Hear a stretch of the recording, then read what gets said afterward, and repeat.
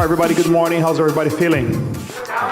Good to be here, huh? It's pretty sunny outside. We got a lot of information flowing. It's a great opportunity for everybody to keep learning constantly from the people who are making happen. Right now, I'd like to bring on stage here Full Style. She's been living out of crypto, and actually, I had to write it down, her bio. I had to type it down because she is extremely busy. She's an advisor blockchain company. She's the CEO of Blockchain PR. She also was born in Vietnam, but currently lives in California. She's a venture capitalist. She founded the Woman in Blockchain Foundation, also the Startup Villas. She used to be a celebrity, fashion stylist. Yeah, man. Yeah, there you go. This morning. You can give Mark a couple tips later, please. And you can. She's gonna tell us how she accomplished all that. So, Fu, please welcome on stage.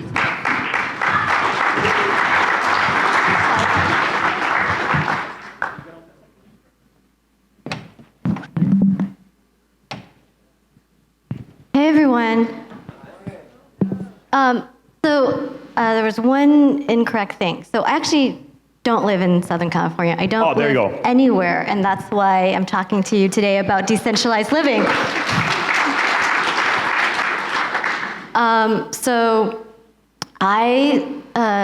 Back in 2012, when I was still a celebrity fashion stylist, I had 2 places, 2 cars. I was bi-coastal, living New York, LA, and having a lot of stuff. And as a stylist, I had inventory and clothes and things that belonged to other people and just a lot of stuff. And I was tied down so much all the time. And traveling, it was really, really difficult to have to manage all of that.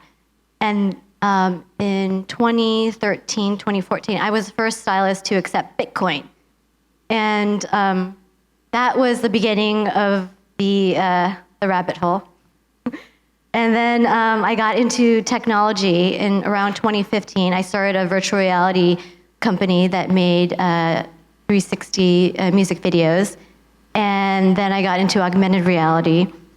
And then I went to a tech accelerator in Silicon Valley, and I graduated from that tech accelerator and went to my first blockchain conference in the fall of 2017. Now, I crashed that blockchain conference because I was just interested in blockchain. And after that, I immediately went down the rabbit hole, and my life completely changed forever. I had already been living in Silicon Valley part-time and LA part-time during that time, but I still had stuff. And then when I got into the blockchain space, I realized I don't really want any more stuff. So I got rid of the car, I got rid of, well, actually both cars, got rid of all my places and all my material possessions.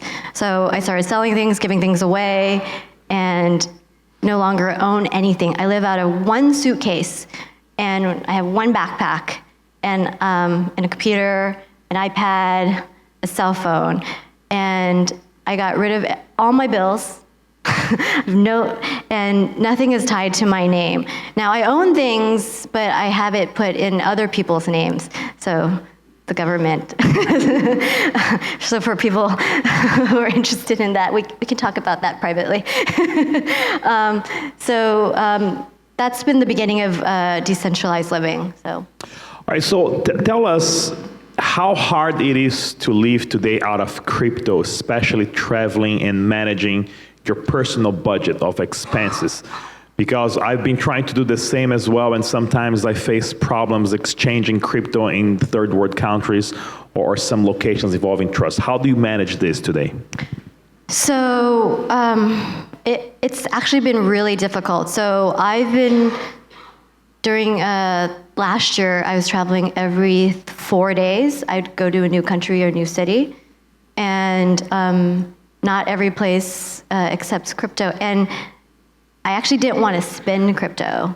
And I usually don't even carry fiat. I try to do everything digitally and with friends. So the biggest thing is I would surround myself with community who were in the crypto space where we could use each other So I was doing a lot of OTC with my friends to finance things. So personal relationships were the easiest way to do things. So if I had to borrow I borrow a lot of fiat all the time. I have to. Do you pay them back? Yeah. Okay, good. Yeah. So, if you look at my wallet, I have like 10 currencies at all time for all the traveling. But right now I don't really want to spend any crypto because it's really hard and it's really expensive and it sucks. So I'm waiting for that to change. So that's the biggest problem with being a crypto nomad is you can't actually even use crypto. But you can put everything into a credit card. If you have a lot of crypto, you can just put it into a crypto credit card and you can use it like cash. So.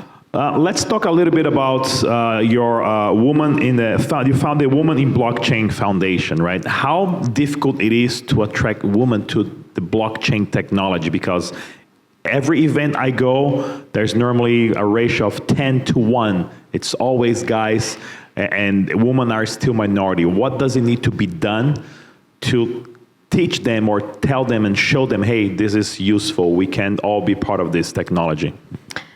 So, well, the background on Women in Blockchain Foundation is exactly the reason what you just said. I found myself, when I started in tech and virtual reality, I was always the only woman in the room. When I got into augmented reality, I was always the only woman in the room. And in blockchain, I'm still usually always the only woman in the room. So I went to the Women's March last year.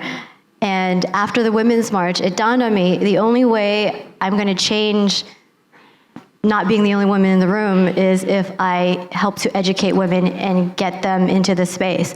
So I started the Women in Blockchain Foundation. So currently, we are the biggest women in blockchain organization in the world with chapters in the US, in Southeast Asia, in Europe, and in Africa. And I run it like a DAO, a decentralized autonomous organization where there's very little governance. Everybody has a chapter lead and they run it themselves, and I just help when they need sponsorship or just very, very little governance. And the whole premise behind is that we want more women to not only learn about blockchain and cryptocurrency, but work in it. So I've been personally sponsoring a lot of women to go to workshops, boot camps, conferences, and working out sponsorships with all the major conferences all around the world to give discounts or free admission to women to come and learn about the space.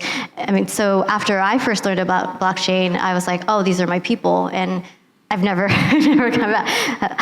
I love this space so much because you literally can come from every walk of life and succeed in this. I mean, I look at blockchain as a revolution, even though blockchain hasn't done anything yet, but the promise of it is definitely where my core values are, and all the people in the space seem to be really brilliant and have the same kind of values. So a lot of the women that have been coming in through all the boot camps and things that I've been doing are very interested in doing the same thing. So it's really great. And we have been helping them with getting their first wallets, sending them their first crypto.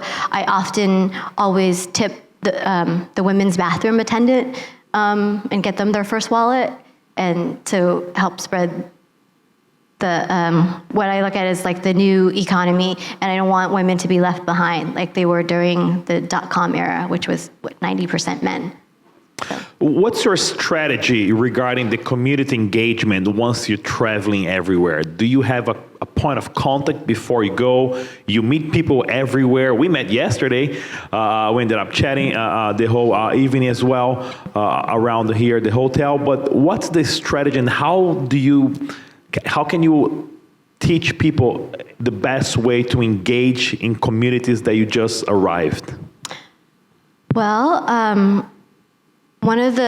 personal development is very important. You have to be, so I'm an introvert, but it doesn't look like it because you probably saw me last night dancing all over here, looking very extroverted, but that has been cultivated and learned. And going to strange places, new places that I've never been, and traveling by myself, I'm always having to meet people, and having green hair doesn't hurt. So I recommend if you have something that stands out about you, it makes people want to come and talk to you. That's always helpful. But also being fearless. I'm always looking for, I always go up and talk to all the speakers or go to all the parties. Luckily, I'm in a network that's already really high profile. Like Brock Pierce is one of my best friends. I'm friends with Roger Ver. So I'm already in that kind of category where I can just call them and say, where are you going to be? And we'll meet up and we'll travel together. So I'm always surrounded by people that I already know when I show up to places. And that's actually how I would end up seeing them anyway, because they're always traveling just like me. So we're all decentralized living in this space, as are you. Yeah. Like how many conferences are you doing a year? Last year I did almost 31 counting a meetup as well. So around the globe, yeah, that's a lot of conferences. Okay, yeah, I do average one a week. So way more than me then, there you go. So what's the hardest part from the traveling, packing your bags, checking in hotels, airplanes, security, and you go through that. But again, you have no fiat or you try to have no currency with you, and most of the time you have to look for places. How hard it is to go on this on a daily basis? So the toughest thing is if you have to narrow everything down. So I only wear 2 colors. I wear the same thing all the time.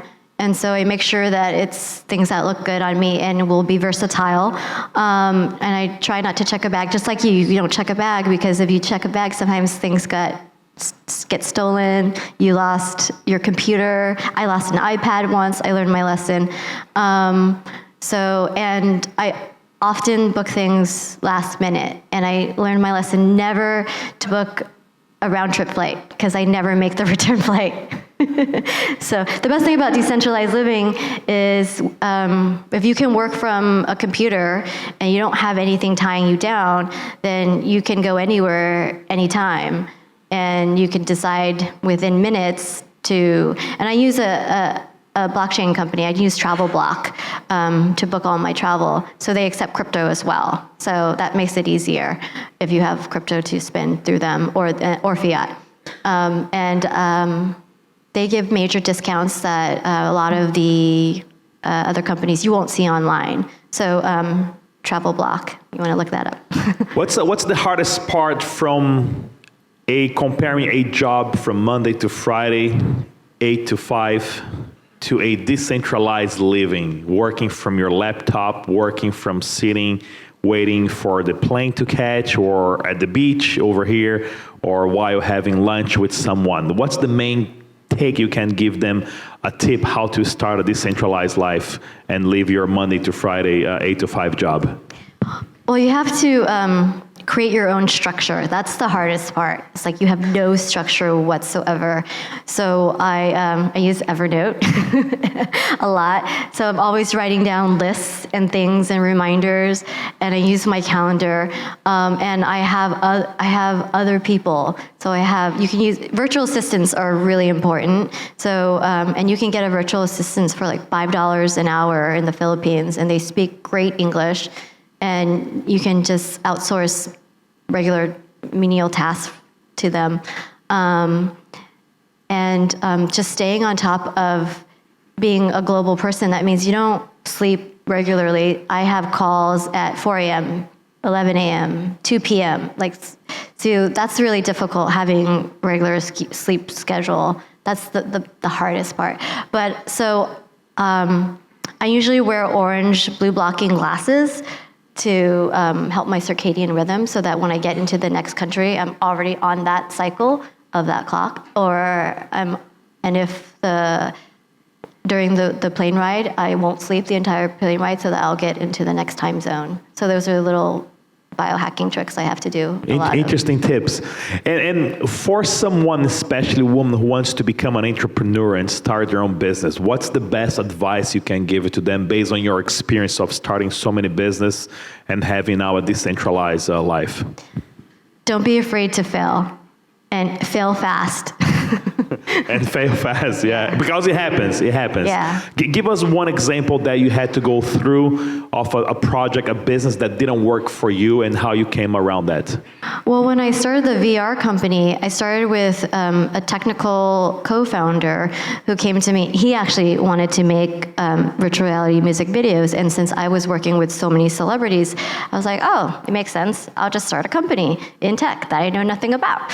And it actually was working out well. I got all of our resources, and we started doing really well. But then my co-founder and I didn't work out. We butted heads. He didn't like a lot of the press I was getting us and all the value that I thought was great. Getting free things is great for a startup that's not making much revenue and bringing in investors and whatnot. But it clashed for whatever he was going through. So I ended that startup. I exited that startup and started one immediately right after. I started an AR company, which I thought was more of the future anyway, because I was tired of wearing big goggles that no one else was wearing except for people who worked in VR. So, but yeah, that was a quick fail. I was like, all right, I had a month to figure out what I was going to do, and I was like, all right, I'll still stay in this industry, but I'll do something on my own. And yeah, it was hard. It was really, really hard emotionally and financially, but I started over right away. So.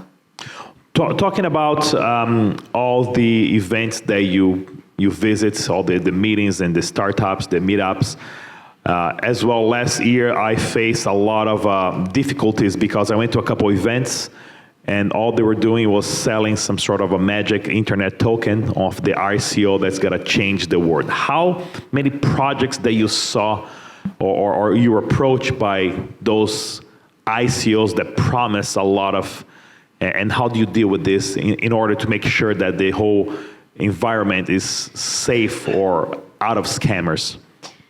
Well, as an investor, I get approached. I probably get 10 projects a day sent to me. People are always coming up to me and asking for me to also be an advisor or being part of their project. And so I'm very, very picky about what projects I look for. But the main thing is a team. I'm always looking for a really solid team that pedigree is really great. You know, if they came from an Ivy League school, you know, have something that has some credibility to it. And then if, so most of the projects are dealing with the same thing, everyone's trying to do the same thing, so it's super saturated. So you really are betting on the people more than anything else, you know? So,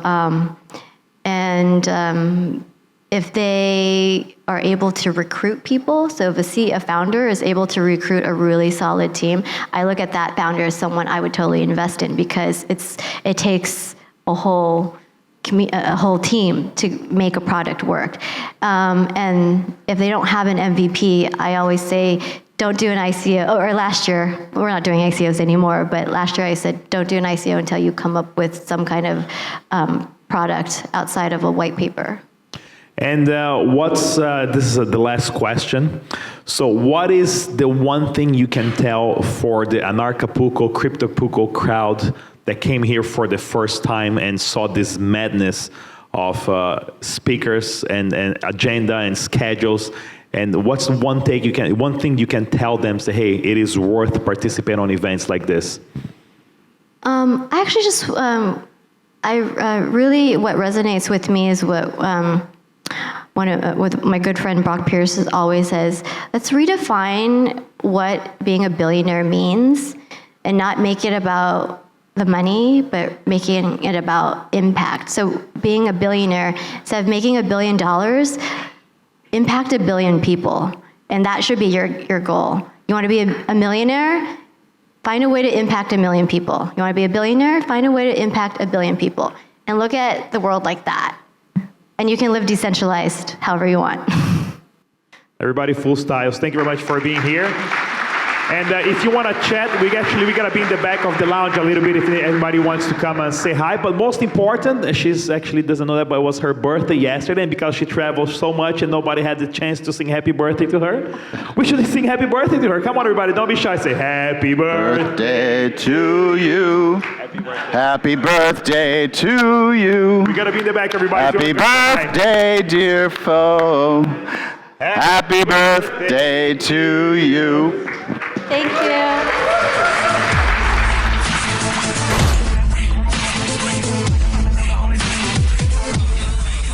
Anarchapulco, it's so hype, I'm trying to tell ya. This the event of the year and best vacation ever. Ron Paul to Jeffrey Tucker, just to name a few. Get your tickets, you don't wanna miss it. You should roll through, talking politics to health and self-improvement to investing. So many things, not one thing. Learn how to live life unchained, yeah.